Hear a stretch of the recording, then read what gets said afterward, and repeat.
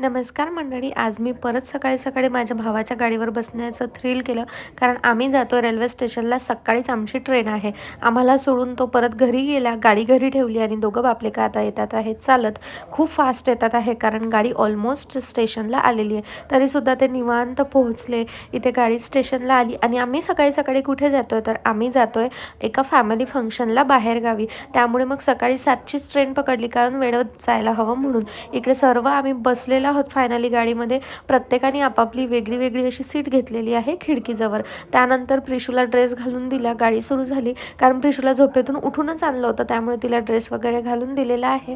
ट्रेनमध्ये जायचं म्हटल्यावर नाश्ता तर व्हायलाच पाहिजे, म्हणून इथे मस्तपैकी आम्ही नाश्ता घेतला गरमागरम पुढल्या स्टेशनवरून. आणि प्रिशू इकडे तिकडे पळत होती म्हणून बघा तिला वर ठेवलं आणि ती तिथून रागाने मला बघती आहे. आता इथे सर्वजण आहेत, सो पडायचा वगैरे काही चान्स नाही कारण गाडी एका स्टेशनला थांबलेली आहे. वरून सुद्धा ती इकडे खाली मावशीसोबत बघती आहे, बोलती आहे.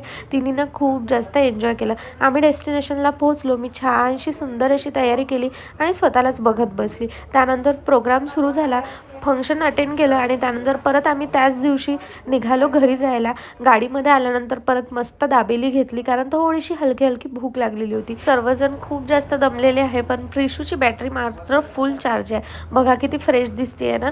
गाडी सुरू झाल्यानंतर प्रिशूसुद्धा झोपी गेली आणि बाकी सर्वसुद्धा आपापल्या जागे झोपी गेलेले आहेत कारण ट्रेन बऱ्यापैकी खाली होती आणि सर्वांना दमल्यामुळे छान अशी झोप लागलेली आहे. ऐसपैस सर्व बसलेत आणि मी मात्र पाय लांब करून बसले कारण माझे पाय खूप जास्त सुजलेत.